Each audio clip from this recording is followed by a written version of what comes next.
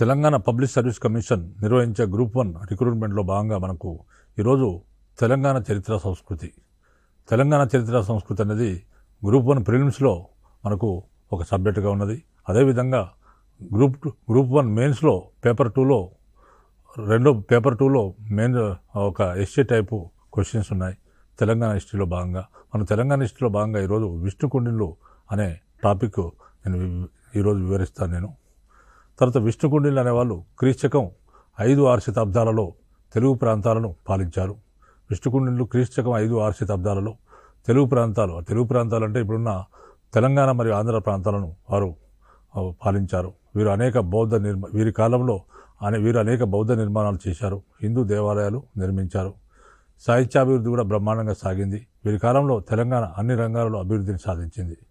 ఆ విధంగా విష్ణుకుండిన్లు క్రీస్తకం 5-6 శతాబ్దాల్లో తెలుగు ప్రాంతాలను పాలించారు. వీరు అనేక బౌద్ధ నిర్మాణాలు, హిందూ దేవాలయాలు నిర్మించారు. వీరి కాలంలో సాహిత్యాభివృద్ధి బాగా జరిగింది. వీరి కాలంలో తెలంగాణ అన్ని రంగాల్లో అభివృద్ధిని సాధించింది. సో మనకి ఇక్కడ ప్రధానంగా అంటే విష్ణుకుండిన్ల సంబంధించిన అంశం ఇది ఇంట్రడక్షన్గా మనం చెప్పవచ్చు. ఒకవేళ మెయిన్స్లో క్వశ్చన్ మనం రాయాలనుకుంటే మెయిన్స్లో క్వశ్చన్ వస్తే దీన్ని మనం ఇంట్రడక్షన్గా మనం చెప్పవచ్చు. ఆ విధంగా విష్ణుకుండిన్లో చాలామంది రాజులు ఉన్నారు. వాళ్ళకున్న ఇంపార్టెన్స్ ఏందో నేను ఇప్పుడు ప్రిలిమినరీ సంబంధించిన మ్యాటర్ ఇప్పుడు వివరిస్తాను. మనకు ప్రిలిమినరీలో ఆబ్జెక్ట్ టైప్ క్వశ్చన్స్ వస్తాయి కాబట్టి ఆబ్జెక్ట్ టైప్ క్వశ్చన్స్ ఏ విధమైన క్వశ్చన్లు వచ్చే అవకాశం ఉందనే విషయానికి వస్తే మన విష్ణుకుండిన్ల కులదైవం ఎవరని ఇస్తారు. విష్ణుకుండిన్ల కులదైవము మనకు 4 ఆల్టర్నేటివ్స్ ఇస్తారు. దానికి ఆన్సర్ ఏంటంటే శ్రీపర్వత స్వామి. విష్ణుకుండిన్ల కులదైవము శ్రీపర్వత స్వామి అని ఆల్టర్నేటివ్స్ 4 వచ్చినప్పుడు శ్రీపర్వత స్వామి కరెక్ట్ ఆన్సర్ అవుతుంది. తర్వాత రెండో ప్రశ్న విష్ణుకుండి పదం అనేది వినుకొండకు సంస్కృతీకరణం అని పేర్కొన్నది ఎవరు? విష్ణుకుండి పదము వినుకొండకు సంస్కృతీకరణం అని పేర్కొన్నది ఎవరంటే కీల్హారన్ అనే పండితుడు పేర్కొన్నాడు. ఈ ప్రశ్న మనకు గతంలో రకరకాల ఎగ్జామ్స్లో అడగబడింది. విష్ణుకుండి అనే పదము వినుకొండకు సంస్కృతీకరణం అని పేర్కొన్నది ఎవరంటే 4 ఆల్టర్నేటివ్స్ ఇచ్చినప్పుడు మనకు కీల్హారన్ అనేవాడు కరెక్ట్ ఆన్సర్ అవుతుంది. తర్వాత విష్ణుకుండిన్ల రాజచిహ్నం పేరున నిర్మించిన ఆలయం ఎక్కడ ఉంది? ఈ కింది ప్రాంతంలో విష్ణుకుండిన్ల రాజచిహ్నం పేరున నిర్మించిన ఆలయం ఎక్కడ ఉంది అంటే దానికి 4 ఆల్టర్నేటివ్స్ ఇస్తారు. దాంట్లో మనకు కరెక్ట్ ఆన్సర్ వచ్చేసి కీసరలో ఉంది. కీసరలో రాజచిహ్నం పేరున కీసర రామలింగేశ్వర స్వామి దేవాలయం వారి రాజచిహ్నం పేరున ఉన్నది. మనకి ఈ విధంగా కీసర అని చెప్పవచ్చు ఆన్సర్. తర్వాత మూసీ నది తీరంలో లభించిన ప్రాకృత శాస్త్రం ఎవరిది? మూసీ నది హైదరాబాద్లోని చైతన్యపురి సమీపంలోని మూసీ నది తీరంలో మూసీ నది తీరంలో ఒక ప్రాకృత శాసనము దొరికింది. ఆ శాసనము ఎవరిది అంటే అది మనకు ఆల్టర్నేటివ్స్ ఇస్తారు. మనకు రాజేంద్ర వర్మ, గోవింద వర్మ, ఇంద్ర భట్టారక వర్మ, మాధవ వర్మ అని మనకు ఆన్సర్స్ ఇచ్చినప్పుడు ఇట్లా ఆల్టర్నేటివ్స్ ఇచ్చినప్పుడు మూసీ నది తీరంలో లభించిన ప్రాకృత శాసనము గోవింద వర్మ కాలానికి గోవింద వర్మకు చెందిన శాసనం ఇది. ఘటకేశ్వరము అనే ఘటికా స్థానాన్ని నిర్మించింది ఎవరు? ఘటకేశ్వరం అనే ఘటికా స్థానాన్ని ఎవరు నిర్మించారంటే ఇంద్ర భట్టారక వర్మ నిర్మించారు. అంటే ఘటికలు అనేది తెలంగాణ ప్రాంతంలో మొట్టమొదటిసారిగా ఘటికలను ఏర్పాటు చేసిన ఘనత విష్ణుకుండిన్లకు దక్కుతుంది. ఘటిక అంటే హిందూ విద్యా కేంద్రము. మనకు భారతదేశంలోనే తొలిసారిగా ఘటికలు ఎవరు ఏర్పాటు చేశారు అంటే పల్లవులు కాంచీపురం రాజధానిగా తీసుకొని పరిపాలించిన పల్లవులు ఘటికా స్థానాలను ఏర్పాటు చేశారు. కాంచీపురం ఘటికా స్థానం ఇట్లా అనేక ఘటికలను ఏర్పాటు చేశారు. ఈ ఘటికలలో ఏంటంటే హిందూ విద్యలు నేర్పిస్తారు. అంటే వేదాలకు సంబంధించిన 4 వేదాలకు సంబంధించిన విద్యలు ఘటికల్లో నేర్పిస్తారు. ఘటిక అంటే హిందూ విద్యా కేంద్రము. అది ఇదే విధంగా మనకు ఈ ఘటిక మీద ఇదివరకు గతంలో ఒక ప్రశ్న అడిగారు. 2008లో మన ఉమ్మడి రాష్ట్రంలో ఉన్నప్పుడు గ్రూప్ 2లో అడిగారు. ఘటిక అనగానేమి? ఘటిక అనగా బౌద్ధ విద్యా కేంద్రం, హిందూ విద్యా కేంద్రం, జైన విద్యా కేంద్రం, తర్వాత ఇంకోటి వైష్ణవ విద్యా కేంద్రం అని ఈ విధంగా ఆల్టర్నేటివ్స్ ఇచ్చారు. ఇస్తే మన చాలామంది అభ్యర్థులు పొరపడి బౌద్ధ విద్యా కేంద్రంగా పెట్టి అది తప్పు చేశారు. కాబట్టి ఘటకేశ్వరం ఇప్పుడు ఘటికా స్థానం అనేది ఒక హిందూ విద్యా కేంద్రం. మరి ఘటకేశ్వరం అనే ఘటికా స్థానాన్ని ఏర్పాటు చేసిన వాడు ఎవరంటే ఇంద్ర భట్టారక వర్మ అనే విష్ణుకుండిన రాజు ఏర్పాటు చేశాడు. తర్వాత విష్ణుకుండిన వంశ రాజ్య స్థాపకుడు ఎవరు? Next question. విష్ణుకుండిన వంశ రాజ్య స్థాపకుడు ఎవరంటే రాజేంద్ర వర్మ ఆన్సర్ అవుతుంది. తర్వాత రెండవ మాధవవర్మ కీసరలో నిర్వహించిన యజ్ఞం పేరు. రెండవ మాధవవర్మ కీసరలో ఒక యజ్ఞం నిర్వహించాడు. కీసరగుట్ట దగ్గర ఒక యజ్ఞం నిర్వహించాడు. అదేంటంటే పురుషమేధ యజ్ఞము ఆయన నిర్వహించాడు. తర్వాత విష్ణుకుండిల యొక్క రాజలాంఛనము ఏది? విష్ణుకుండిల యొక్క రాజలాంఛనము ఏదంటే విష్ణుకుండిల రాజలాంఛనము సింహము వారి రాజలాంఛనము. తర్వాత గటికలు అనగా హిందూ విద్యా కేంద్రాలు. దక్షిణ భారతదేశంలో మొదటిసారిగా గుహాలయాలను ఎవరు నిర్మించారు? దక్షిణ భారతదేశంలో మొట్టమొదటిసారిగా గుహాలయాలను ఎవరు నిర్మించారు అని దక్షిణ భారతదేశంలో ఈ క్రింది వారు మొట్టమొదటిసారిగా గుహాలయాలు నిర్మించారంటే దాంట్లో ఇక్ష్వాకులు, తర్వాత శాతవాహనులు, తర్వాత సాలంకాయన్లు, విష్ణుకుండినులు అన్నప్పుడు మనకు విష్ణుకుండినులు దక్షిణ భారతదేశంలో ఆన్సర్ అవుతుంది. దక్షిణ భారతదేశంలో మొదటిసారిగా గుహాలయాలు నిర్మించిన వారు విష్ణుకుండినులు. ప్రిలిమినరీలో కొన్ని ఎగ్జాంపుల్ చెప్పాను. మనం మెయిన్స్కి వచ్చేటప్పటికీ విష్ణుకుండినుల కాలం నాటి ఆర్థిక, సామాజిక, సాంస్కృతిక పరిస్థితులను వివరించము అనేది ఒక ప్రశ్న. మెయిన్స్లో పేపర్ 2లో గ్రూప్ 1 మెయిన్స్లో పేపర్ 2లో ఈ సిలబస్ ఉన్నది. ఈ పేపర్ 2 సంబంధించిన అంశం ఇప్పుడు ఇది. విష్ణుకుండినుల కాలం నాటి ఆర్థిక, సామాజిక, సాంస్కృతిక పరిస్థితులను వివరించమన్నప్పుడు మనం ఫస్ట్ నేను చెప్పిన ఇంట్రడక్షన్ దీనికి ఇవ్వవచ్చు. దీనికి ముందు ఇంట్రడక్షన్ ఇవ్వాలి. ఇంట్రడక్షన్ ఇచ్చిన తర్వాత మ్యాటర్లోకి వెళ్ళాలి. విష్ణుకుండినుల కాలం నాటి ఆర్థిక పరిస్థితులు. ఆనాటి ఆర్థిక పరిస్థితులు ఏంటంటే ఇక్ష్వాకుల తర్వాత నాణ్యాలు ముద్రించింది విష్ణుకుండినులే. తర్వాత వీరి నాణ్యాలలో అంటే ఇక్ష్వాకుల నాణ్యాలు చాలా గొప్ప నాణ్యాలు ఉండేవి. విష్ణుకుండినుల నాణ్యాలలో నాణ్యత లోపించింది, అంటే క్వాలిటీ దెబ్బతిన్నది. వీరు నాణ్యాలకు ఉపయోగించిన లోహము రాగి మలామ చేసిన ఇనుము అనే లోహంతో వీళ్ళు నాణ్యాలు తయారు చేశారు. అంటే శాతవాహనుల కాలంలో కొందరు శాతవాహన రాజుల్లో మనకు గౌతమిపుత్ర శాతకర్ణి, యజ్ఞశిరి శాతకర్ణి కాలంలో బంగారు నాణ్యాలు వేయించారు. తర్వాత ఇక్ష్వాకుల కాలంలో రకరకాల నాణ్యాలు, వారు కూడా బంగారు, రాగి నాణ్యాలు వేయించారు. కానీ ఇక్కడ ఆర్థిక పరిస్థితి విష్ణుకుండినుల కాలం నాటికి వచ్చేటప్పటికి ఆర్థిక పరిస్థితి సరిగ్గా లేదు కాబట్టి వారు ఏం చేశారంటే నాణ్యత లోపించిన నాణ్యాలు వేశారు. నాణ్యత లేని నాణ్యాలు వేశారు. వీరి నాణ్యాలకు ఉపయోగించిన లోహము రాగి మలామ చేసిన ఇనుము, ఎందుకంటే ఆర్థిక పరిస్థితి బాగాలేదు కాబట్టి. తర్వాత పరిశ్రమలు, వాణిజ్యము బాగా క్షీణించిపోవడంతో ప్రాచీన నగరాలు వాటిని అనుసంధానం చేసే రహదారులు నష్టపోయినాయి. పరిశ్రమలు, వాణిజ్యం బాగా క్షీణించిపోవడంతో ప్రాచీన నగరాలు వాటిని అనుసంధానం చేసే రహదారులు నష్టపోయినాయి. విదేశీ వాణిజ్యం క్షీణించడంతో వీరు ఓడగుర్తు నాణ్యాలను ముద్రించలేకపోయారు. అంటే ఇక్కడ మనకు ఆర్థిక పరిస్థితి సరిగా లేదు కాబట్టి ఆ నాణ్యత లేని నాణ్యాలు వేశారు. అంటే పరిశ్రమలు క్షీణించిపోయాయి, వర్తక వ్యాపారం లేదు. తర్వాత నగరాలు వాటిని అనుసంధానం చేసే రహదారులు నష్టపోయినాయి. అంటే నగరాలు, రహదారులు ఇవన్నీ అంటే ఇక్కడ ఆర్థిక పరిస్థితి సరిగా లేదు కాబట్టి ఇవన్నీ నష్టపోయాయి. తర్వాత విదేశీ వాణిజ్యం క్షీణించింది. విదేశీ వాణిజ్యం క్షీణించడం వల్ల వీరు ఓడగుర్తున్న నాణ్యాలు ముద్రించలేకపోయారు. ఎందుకంటే విదేశీ వాణిజ్యమే లేనప్పుడు ఓడగుర్తున్న నాణ్యాలు వేయలేదు, అందుకే వేయలేదు. తర్వాత లంఘించు సింహపు గుర్తుల నాణ్యాలు వేశారు వీరు. ఎందుకంటే వీరి రాజలాంఛనం సింహం కాబట్టి లంఘించు సింహపు గుర్తులున్న నాణ్యాలు విష్ణుకుండినులు వేశారు. తర్వాత ఏలేశ్వరంలో విక్రమేంద్రవర్మ వేయించిన నాణ్యాలు మనకు దొరికాయి. ఏలేశ్వరంలో విక్రమేంద్రవర్మ అంటే ఒక విష్ణుకుండిన ఒక పాలకుడైన విక్రమేంద్రవర్మ వేయించిన నాణ్యాలు దొరికాయి.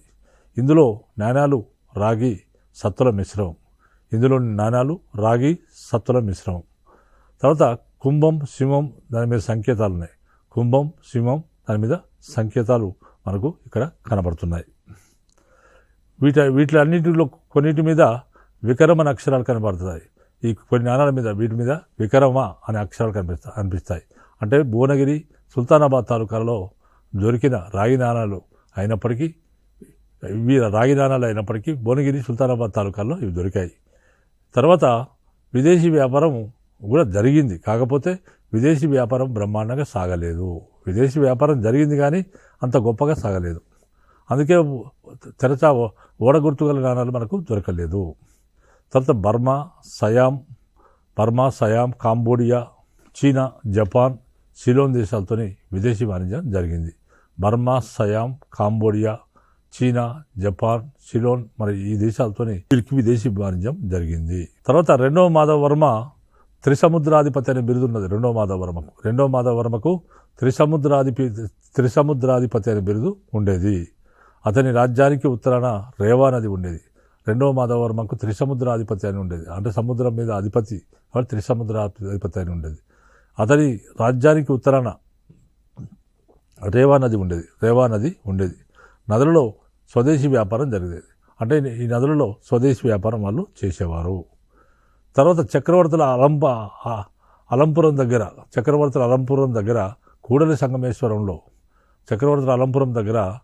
సంగమేశ్వరంలో రోమన్ కాన్స్టాన్వి బంగారు నాణాలతో పాటు ఇతర నాణాలు మనకు దొరికాయి. అంటే మనకు అలంపురం దగ్గర ఉన్న కూడలి సంగమేశ్వరంలో కొన్ని నాణాలు మనకు దొరికాయి.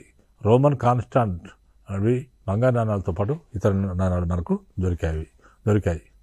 అంటే ఈ విధంగా మనకు విదేశీ వాణిజ్యం ఆ ప్రాంతంలో బ్రహ్మాండంగా సాగినట్టు మనకు తెలుస్తుంది. విష్ణుకుండిన రాజ్యంలో గవ్వలు ద్రవ్యంగా చలామణి అయ్యాయని చైనా యాత్రికుడు పాషాన్ పేర్కొన్నాడు. విష్ణుకుండిన రాజ్యంలో గవ్వలు అనేవి ద్రవ్యంగా అంటే నాణాలుగా చలామణి అయ్యాయని, గవ్వలు అనేవి ద్రవ్యంగా అంటే నాణాలుగా చలామణి అయినట్టు మనకు చైనా యాత్రికుడు అయిన పాయాన్ రచించిన ఫోకియోకి అనే గ్రంథంలో మనకు తెలుస్తుంది. మరో చైనా యాత్రికుడైన ఉయాన్సాంగ్ శ్రీపర్వతం మీద బంగారంతో చేసిన నిలువెత్తు బుద్ధ విగ్రహాలను పేర్కొన్నాడు. మరో చైనా యాత్రికుడైన ఉయాన్సాంగ్ శ్రీపర్వతం మీద బంగారంతో చేసిన నిలువెత్తు బుద్ధ విగ్రహాలు ఉన్నాయని పేర్కొన్నాడు. అంటే ఉయాన్సాంగ్ అనేవాడు సియుకి అనే గ్రంథంలో ఈ విషయాలు పేర్కొన్నాడు. తను రచించిన సియుకి అనే గ్రంథంలో ఈ విషయాలు పేర్కొన్నాడు. ఏమని పేర్కొన్నాడు అంటే నాగార్జునకొండ శ్రీపర్వతం మీద బంగారంతో చేసిన నిలువెత్తు బుద్ధ విగ్రహాలు ఉన్నాయని పేర్కొన్నాడు. తర్వాత బుద్ధ విగ్రహాలు బుద్ధాం అమరావతిలో కీసరగుట్ట పైన 7 సెంటీమీటర్ల పరిమాణంలో ఉన్న నసన్ డబ్బి అంటే పోత ఇనుముతో మామిడి పిందె ఆకారం చేసినది దొరికింది మనకు కీసరగుట్ట పైన. అంటే ఇక్కడ మనకు కొన్ని బుద్ధ విగ్రహాలు దొరికాయి, అమరావతిలో దొరికాయి. బుద్ధ విగ్రహాలు అమరావతిలో మనకు దొరికాయి. తర్వాత కీసరగుట్ట పైన 7 సెంటీమీటర్ల పరిమాణంలో కీసరగుట్ట పైన 7 సెంటీమీటర్ల పరిమాణంలో ఉన్న నశం అంటే ముక్కులో పెట్టుకునే నసన్ డబ్బి దొరికింది. ఈ నసన్ డబ్బి పోత ఇనుముతో మామిడి పిందె ఆకారంలో చేసినది దొరికింది మనకు, ఆకారం నాటిది. తర్వాత ఆ విధంగా సామంత రాజులను పన్ను వసూలు చేసే యంత్రాంగంలో భాగంగా చూడడం మొట్టమొదటిసారి వీరి కాలంలో ప్రారంభమైంది. సామంత రాజులను పన్ను వసూలు యంత్రాంగంలో అంటే పన్ను వసూలు చేసే యంత్రాంగంలో సామంత రాజులు ఉండేవారు. అంటే వీళ్ళకు వివిధ పన్నులు వసూలు చేసి పెట్టేవారు వీళ్ళు సామంత రాజులను పన్ను వసూలు యంత్రాంగంలో భాగంగా చూడడం మొట్టమొదటిసారిగా విష్ణుకుండిన కాలంలోనే ప్రారంభమైంది. తర్వాత ఇవన్నీ కూడా ఆర్థిక పరిస్థితుల కిందకి మనం తీసుకుంటే తర్వాత న్యాయ పరిస్థితులు ఏ విధంగా ఉన్నాయంటే రాజును ప్రజలు దైవాంశ సంభూతిగా భావించేవారు. రాజే ముఖ్య న్యాయాధిపతి. తర్వాత రాజు నుండి గ్రామం వరకు వివిధ న్యాయస్థానాలు ఉండేవి. తర్వాత నేర విచారణకు దివ్య పరీక్షలు ఉండేవి. తర్వాత మూడవ మాధవవర్మ పోలమూరు శాసనంలో వివిధ దివ్య పరీక్షలు పేర్కొనబడ్డాయి. మూడవ మాధవవర్మ వేయించిన పోలమూరు శాసనంలో వివిధ దివ్య పరీక్షలు పేర్కొనబడ్డాయి. ఇది నేర నిరూపణలో సహాయపడేవన్నట్టు మనకు తెలుస్తుంది. తర్వాత ఇవన్నీ కూడా న్యాయ పరిస్థితులు. అయితే మనకి ఇప్పుడు సాంఘిక పరిస్థితుల విషయానికి వస్తే కొన్ని సాంఘిక పరిస్థితులు మనం ఇప్పుడు వివరిస్తాను. సాంఘిక పరిస్థితుల గురించి నేను వివరిస్తాను. విష్ణుకుండిన్లు వైదిక మతాన్ని ఆచరించి దాని అభివృద్ధికి పాటుపడ్డారు. అందరు రాజులు కూడా వైదిక మతాన్ని ఆచరించి దాని అభివృద్ధికి పాటుపడడం జరిగింది. ఈ యుగంలో కుల వ్యవస్థ పూర్తిగా బలపడింది. అంటే కుల వ్యవస్థ ఘనీభవించిపోయింది, పూర్తిగా బలపడిపోయింది. కాబట్టి అంటే విష్ణుకుండిన రాజులు బౌద్ధ మతాన్ని కొంతమంది పోషించినప్పటికీ కూడా వారు అనుసరించిన మతం మాత్రం హిందూ మతమే. వారు అనుసరించిన మతం హిందూ మతమే. ఈ యుగంలో కుల వ్యవస్థ పూర్తిగా బలపడింది. తర్వాత విష్ణుకుండినులు ఎవరు అంటే బ్రాహ్మణులు. విష్ణుకుండినులు ఎవరు? విష్ణుకుండినులు ఎవరు అనే ప్రశ్న మనకు కూడా అడగవచ్చు. విష్ణుకుండినులు ఎవరు అంటే బ్రాహ్మణులు, క్షత్రియులు, వైశ్యులు, శూద్రులు అంటే విష్ణుకుండినులు బ్రాహ్మణులు. తర్వాత రెండవ మాధవవర్మ అనేక యజ్ఞాలు చేసి వైదిక మతాన్ని బలపరిచాడు. రెండవ మాధవవర్మ అనేక యజ్ఞాలు చేసి వైదిక మతాన్ని బలపరిచాడు. రెండవ మాధవవర్మ కాలమే ఇంపార్టెంట్ ఇక్కడ. రెండవ మాధవవర్మ అనేక యజ్ఞయాగాలు చేసి వైదిక మతాన్ని బలపరిచాడు. రెండవ మాధవవర్మ 11 అశ్వమేధ యాగాలు చేసినట్టు మనకు తెలుస్తుంది. రెండవ మాధవవర్మ 11 అశ్వమేధ యాగాలు. అశ్వమేధ యాగాలు అంటే రాజ్య విస్తరణలో భాగంగా తన గుర్రాన్ని వదిలిపెట్టడానికి వెళ్తుంది. గుర్రాన్ని వదిలిపెట్టడం అశ్వమేధ యాగం అంటారు. అది ఆ విధంగా అశ్వమేధ యాగం చేస్తారు. రెండవ మాధవవర్మ 11 అశ్వమేధ యాగాలు చేశాడు. కొంతమంది ప్రభువులు తమను తాము పరమ మహేశ్వరులుగా చెప్పుకున్నారు. కొంతమంది ప్రభువులు తమను తాము పరమ మహేశ్వరులుగా చెప్పుకున్నారు. పరమ మహేశ్వరులు అంటే శివుని భక్తులు కాబట్టి వాళ్ళందరూ కూడా తమను తాము పరమ మహేశ్వరులుగా వర్ణించుకోవడం జరిగింది. తర్వాత విష్ణుకుండినులు అటు వైదిక మతాన్ని ఇటు బౌద్ధ మతాన్ని ఆదరించారు. విష్ణుకుండినులు అటు వైదిక మతాన్ని ఆదరించారు, ఇటు బౌద్ధ మతాన్ని పెంచి పోషించారు, ఆదరించారు.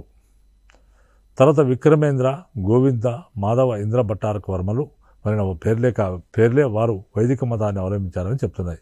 విక్రమేంద్ర, గోవింద, మాధవ, ఇంద్ర భట్టారక మొదలైన పేర్లే వారు వైదిక మతాన్ని, ఈ ఎగ్జాంపుల్ అనమాట, వీరి పేర్లే వారు వైదిక మతాన్ని అవలంబించారని చెప్పి మనకు తెలుస్తుంది. వారిలో చాలామందికి పరమ మహేశ్వర, పరమ భాగవత బిరుదులున్నాయి. వారిలో చాలామందికి పరమ మహేశ్వర మరియు పరమ భాగవత బిరుదులు కూడా ఉన్నాయి. తర్వాత గోవిందవర్మ వర్ణాశ్రమ ధర్మాల యందు భక్తి విశ్వాసాలు కలవాడు అని ఇంద్రపాల నగర శాసనం చెప్తుంది. గోవిందవర్మకు వర్ణాశ్రమ ధర్మాలు అంటే ఎనలేని ఇష్టం. గోవిందవర్మకు వర్ణాశ్రమ ధర్మాల అందు భక్తి విశ్వాసాలు కలవాడని ఇంద్రపాల నగర శాసనము మనకు చెప్తుంది. వర్ణాశ్రమ ధర్మాలంటే బ్రహ్మచర్యము, గృహస్థము, వానప్రస్థము, సన్యాసాశ్రమాలు. అంటే పిల్లవాడు పుట్టగానే 5 yearsకు 5 సంవత్సరాలకు ఉపనయనం చేస్తారు. ఉపనయనం చేసి ఆయనను గురువు దగ్గరికి పంపిస్తారు. అప్పుడు గురువు దగ్గర చదువుకుంటాడు. ఆ కాలాన్ని మొత్తానికి ఏమంటారంటే బ్రహ్మచర్యం అని అంటారు. తర్వాత విద్యాభ్యాసం పూర్తయిన తర్వాత ఇంటికి వస్తాడు. ఇంటికి వచ్చిన తర్వాత వివాహం చేస్తారు. పెళ్లి చేసుకుని పిల్లలు కానీ ఆ ప్రాంతం అదంతా ఏమంటారంటే గృహస్థాశ్రమం అని అంటారు. తర్వాత పిల్లల తర్వాత కొంత ఏజ్ వచ్చిన తర్వాత పిల్లలు పెద్దవాళ్ళు అయిన తర్వాత ఈయన మళ్ళీ వానప్రస్థాశ్రమంలోకి వెళ్తాడు. వానప్రస్థాశ్రమంలోకి వెళ్ళి అక్కడి నుంచి చివరికి సన్యాసాశ్రమము స్వీకరిస్తాడు. సన్యాసాశ్రమం స్వీకరించిన తర్వాత అడవులకు వెళ్ళిపోతాడు. ఎందుకంటే మోక్ష సాధనకు ప్రయత్నం చేయాలి కాబట్టి అడవులోకి వెళ్ళిపోయి ప్రశాంతమైన జీవితాన్ని గడుపుతూ అక్కడ తపస్సు, మెడిటేషన్ చేస్తాడు. ఆ విధంగా సన్యాసాశ్రమం తర్వాత మనిషి జీవితం పరిసమాప్తి అవుతుంది. ఇలాంటి వర్ణాశ్రమ ధర్మాలను యందు గోవిందవర్మకు విశ్వాసం ఎక్కువ. గోవిందవర్మకు భక్తి విశ్వాసాలు ఎక్కువ అని చెప్పేసి మనకు ఇంద్రపాల నగర శాసనము తెలియజేస్తుంది. అంటే వీరు విష్ణుకుండినుల యొక్క రాజధానుల విషయానికి వస్తే విష్ణుకుండినులు మొట్టమొదటి రాజధాని ఇంద్రపాల నగరం నల్గొండ జిల్లాలో ఉన్నది ఇంద్రపాల నగరం. తర్వాత రెండవ రాజధాని వచ్చేసి అమరాబాద్ అంటే నల్లమల ఫారెస్ట్లో ఉంటుంది. అమరపురి మరి రెండవ రాజధాని. మూడవ రాజధాని మనకు లెందులూరు అంటే ఇప్పుడు ఆంధ్రాలో ఉన్న దెందులూరు. తర్వాత 4వ రాజధాని బెజవాడ అంటే విజయవాడ. ఈ విధంగా 4 రాజధానులుగా చేసుకొని వారు పాలించారు. తెలంగాణ ప్రాంతంలో 2 రాజధానులు, ఆంధ్ర ప్రాంతంలో 2 రాజధానులుగా చేసుకొని వాళ్ళు అంటే అక్కడి వరకు వారి రాజ్యం అంటే తెలంగాణ ప్రాంతంలో మొదలైన విష్ణుకుండిన రాజ్యం ఆంధ్ర ప్రాంతం వరకు విస్తరించింది కాబట్టి అక్కడ తమ రాజధానిగా చేసుకోవడం జరిగింది. ఆ విధంగా మనం గోవిందవర్మ వర్ణాశ్రమ ధర్మాలందు చాలా విశ్వాసం ఉన్నవాడు. తర్వాత 18 మతశాఖల సిద్ధాంతాలు పూర్తిగా తెలిసి మానవ జాతిని జీవన మరణ దుఃఖాల నుంచి కాపాడేందుకు యజ్ఞాది కర్మలు చేసే బలి పండితులు గోవిందవర్మ ఆస్థానంలో ఉండేవాడు. 18 మతశాఖల సిద్ధాంతాలు పూర్తిగా తెలుసు అతనికి.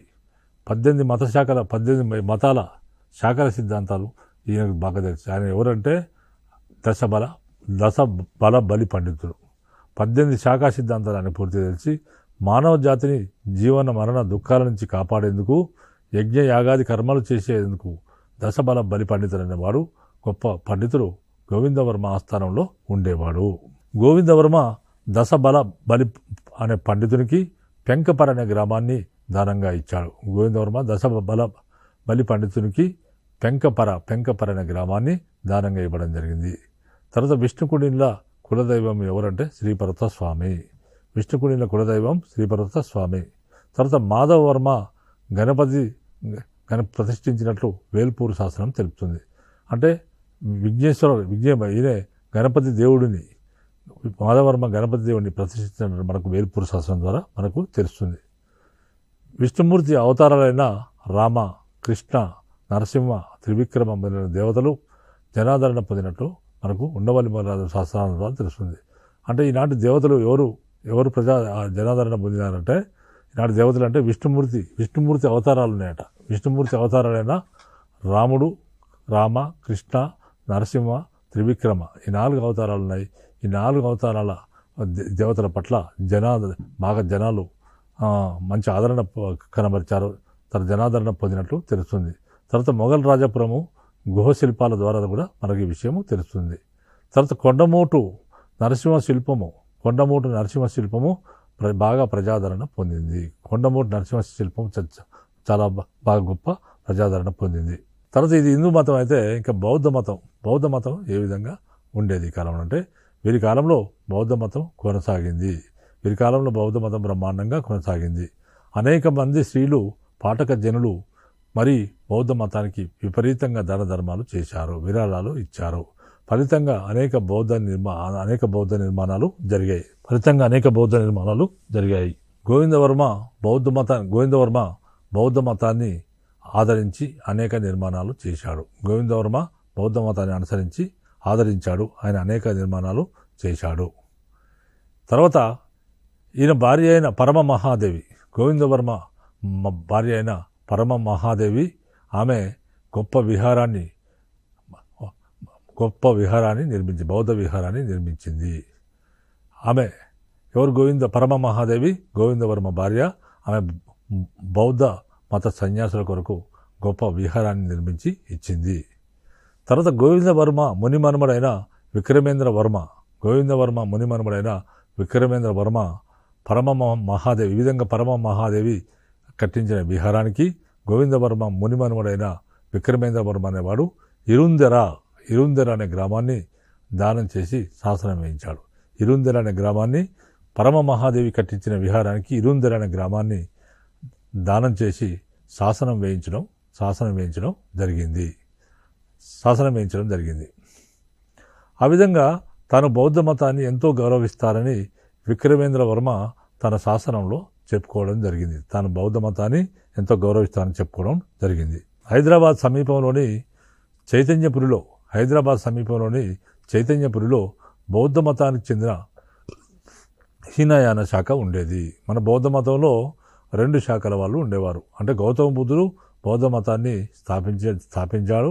గౌతమ బుద్ధుని మరణానంతరము కొంతమంది ఏమన్నారంటే, గౌతమ బుద్ధుని చెప్పిన సిద్ధాంతాలు చాలా కఠినంగా ఉన్నాయి, వీటిని అనుసరించడం చాలా కష్టంగా ఉంది, కాబట్టి బౌద్ధ మతాన్ని మార్పులు కావాలని కొంతమంది అడిగారు. ఆ విధంగా మార్పులు కావాలి అని కొంతమంది అడిగారు. మరికొంతమంది మార్పులు అవసరం లేదని అన్నారు. ఈ విధంగా మార్పులు కావాలని అన్నవారు మహాసాంఘికులయ్యారు. మార్పులు అవసరం లేదని అన్నవారు హీనయానులుగా ఉండిపోయారు. వారు కేవలం బుద్ధుని ఒక గురువుగా మాత్రమే చూస్తామని హీనయాన్ అన్నారు. కానీ మహాయానులు మాత్రము బుద్ధుని ఒక దేవునిగా చూసి ఆయనకు దేవాలయాలు కట్టించడం మొదలుపెట్టారు. ఆ విధంగా మనకు 2 శాఖల బౌద్ధ మత శాఖలు ఏర్పడ్డాయి. మరి హైదరాబాద్ సమీపంలోని చైతన్యపురిలో బౌద్ధ మతానికి చెందిన ఒక హీనయాన శాఖ ఉండేది. అక్కడ కొనగుండ్ల నరసింహస్వామి గుహాలయం దగ్గర కదా, అక్కడ కొనగుండ్ల నరసింహస్వామి గుహాలయం దగ్గర గల ఒక పెద్ద బండరాయి పైన 6 వరుసల ప్రాకృత శాసనం మనకు బయలుపడింది. అక్కడ కొనగండ్ల నరసింహస్వామి అక్కడే ఉన్న కొనగండ్ల నరసింహస్వామి గుహాలయం దగ్గర గల ఓ పెద్ద బండరాయి పైన 6 వరుసల ప్రాకృత శాసనం మనకు లభించింది. 6 వరుసల ప్రాకృత శాసనము మనకు లభించింది. తర్వాత కీసరగుట్ట పైన, హైదరాబాద్ సమీపంలో ఉన్న కీసరగుట్ట పైన మహాయాన బౌద్ధ మానవాళ్ళు మనకు కనిపిస్తాయి. అంటే మహాయాన బౌద్ధము ఇక్కడ విరిసిల్లినట్టు మనకు కనిపిస్తుంది. కీసరగుట్ట పైన మహాయాన బౌద్ధము ఆనవాళ్ళు మనకు కనిపిస్తాయి. అక్కడ ఆచార్య నాగార్జునుని లోహ విగ్రహం దొరికింది. అంటే ఆచార్య నాగార్జునుడు ఎవరు? తర్వాత ఆయన మహాసాంఘికవాదాన్ని, తర్వాత మహాసాంఘికవాదాన్ని లేదా శూన్యవాదాన్ని ప్రతిపాదించిన వాడు, మహాయానాన్ని ఒక సిద్ధాంతంగా రూపొందించిన వాడు ఆచార్య నాగార్జునుడు. అందుకనే ఆచార్య నాగార్జునుడు మహాయానానికి ఒక రూపురేఖలు ఇచ్చాడు. మహాయానం కొరకు ఆయనే ఒక బుక్ రాశాడు, ప్రాజ్ఞాపారమిత శాస్త్రం అనే ఒక సిద్ధాంత గ్రంథాన్ని ఆయన రచించడం జరిగింది. ఇది ఈ విధంగా ప్రాజ్ఞాపారమిత శాస్త్రం అనేది మహాయానానికి ఒక ప్రామాణిక గ్రంథంగా ఉండేది. ఆ విధంగా మనకు కీసరగుట్ట పైన మహాయాన బౌద్ధ మానవాళ్ళు మనకు కనిపిస్తున్నాయి. కీసరగుట్ట పైన హైదరాబాద్ సమీపంలో కీసరగుట్ట పైన మహాయాన బౌద్ధ మానవాళ్ళు కనిపిస్తున్నాయి. అక్కడే ఆచార్య నాగార్జునుని యొక్క లోహ విగ్రహం మనకు కీసరగుట్ట పైన దొరికింది. తర్వాత బౌద్ధ మతాన్ని పోషించిన చివరి తెలుగు రాజులు ఎవరంటే, తెలుగు ప్రాంతాలను పరిపాలించిన చివరి బౌద్ధ మతాన్ని పోషించిన చివరి తెలుగు ప్రాంతాన్ని పరిపాలించిన రాజులు ఎవరంటే విష్ణుకుండినులు.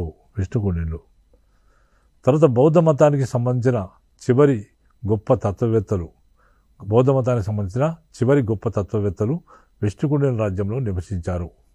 తర్వాత బౌద్ధ మతానికి సంబంధించిన చివరి గొప్ప తత్వవేత్తలు ఉన్నారు, వారు విష్ణుకుండినుల రాజ్యంలో నివసించారు. అలాంటి పండితులు ఎవరంటే తర్క పండితుని పేరు దిజ్నాగుడు. ఈ దిజ్నాగుడు కొంతకాలం వేంగిలో నివసించాడు. అక్కడ ఆయన సాంఖ్యకారిగా రచయిత అయిన ఈశ్వర కృష్ణుతో వాగ్వాదాలు జరిపాడు. అంటే దిజ్నాగుడు అనేవాడు భారతీయ తర్కశాస్త్రానికి మూల పురుషుడు. కాబట్టి బౌద్ధ మతానికి సంబంధించిన చివరి గొప్ప తత్వాలు ఈ కాలం ఉన్నప్పుడు ఈ దిజ్నాగుడు అనే పండితుడు కొంతకాలం వేంగిలో నివసించాడు.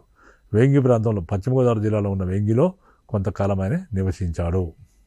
అక్కడ ఆయన సాంఖ్యకారిగా ఆయన పోటీ పరీక్షలు చేశాడు. అక్కడ ఆయన సాంఖ్యకారిగా రచయితులైన ఈశ్వర కృష్ణుతో ఆయన వాగ్వాదం చేయడం జరిగింది. దిజ్నాగుడు కొంతకాలం కరీంనగర్ జిల్లాలోని రామగిరి లేదా రామగుండం మునులగుట్ట ప్రాంతంలో జీవించాడు. దిజ్నాగుడు కొంతకాలం కరీంనగర్ జిల్లాలోని రామగిరి అనే ప్రాంతంలో మునులగుట్ట ప్రాంతంలో జీవించాడు అనే విషయం కాళిదాసు రచించిన మేఘ సందేశం ద్వారా మనకు తెలుస్తుంది. కాళిదాసు గుప్తుల కాలం నాటి రచయిత ఈ కాళిదాసు మేఘ సందేశంలో పేర్కొన్నాడు. ఈ దిజ్నాగుడు అనేవాడు కొంతకాలము కరీంనగర్ జిల్లాలోని రామగిరి లేదా రామగుండం దగ్గర రామగుండాన్ని ఆ రోజుల్లో రామగిరి అని అనేవారు. రామగిరి మునులగుట్ట ప్రాంతంలో జీవించాడు అనే విషయం కాళిదాసు రచించిన మేఘ సందేశం ద్వారా మనకు తెలుస్తుంది. తర్వాత దిజ్నాగుడు 100కు పైగా రచనలు చేశాడు. తర్వాత ప్రమాణ సముచ్చయం అనే ప్రసిద్ధి గ్రంథాన్ని సంస్కృతంలో రాశాడు. దిజ్నాగుడు 100కు పైగా రచన చేస్తే ప్రమాణ సముచ్చయం అనే ప్రసిద్ధి గ్రంథాన్ని ఆయన సంస్కృత భాషలో రచించడం జరిగింది. తర్వాత యోగాచార పంథాను ఆయన బోధించాడు. తెలుగు ప్రాంతాలకు చెందిన బౌద్ధ పండితుల్లో ఆయన చివరివాడు. తెలుగు ప్రాంతానికి సంబంధించిన వాడినే. కాబట్టి దిజ్నాగుడు ఎన్నో రచనలు చేస్తే ప్రమాణ సముచ్చయం అనే ప్రసిద్ధ గ్రంథం ఇందులో ఒకటి. యోగాచార పంథాను ఆయన బోధించాడు. తర్వాత తెలుగు ప్రాంతాలకు చెందిన బౌద్ధ పండితుల్లో ఆయన చివరివాడు. తర్వాత దిజ్నాగుడు బాసరలో కూడా కొంతకాలం గడిపినట్లు మనకు తెలుస్తుంది. అక్కడ ఒక స్తూపము, ఒక చిన్న శాసనాలు కూడా మనకు లభించింది. దిజ్నాగుడు కొంతకాలం బాసరలో కూడా గడిపినట్టు మనకు తెలుస్తుంది. అక్కడ ఒక స్తూపం, చిన్న శాసనాలు కొన్ని ఉన్నాయి. బౌద్ధ మతంలో వజ్రాయాన శాఖ వ్యాపించింది. ఆ విధంగా దిజ్నాగుడు గురించి మనం చెప్పవచ్చు. కాబట్టి ఈ అంశాలు మీరు జాగ్రత్తగా గమనించండి. ఈ విష్ణుకుండినుల కాలం నాటి మనకి ఆర్థిక, సాంఘిక, సాంస్కృతిక పరిస్థితులు, కొన్ని విషయాలు, ఆర్థిక పరిస్థితులు, మరి కొన్ని మత పరిస్థితుల గురించి ఈ ఎపిసోడ్లో వివరించడం జరిగింది. మరికొన్ని విషయాలు దీన్ని కంటిన్యూస్గా ఇంకో ఎపిసోడ్లో వివరించడం జరుగుతుంది. కాబట్టి అభ్యర్థులు గమనించగలరని మనవి చేస్తూ ముగిస్తున్నాను.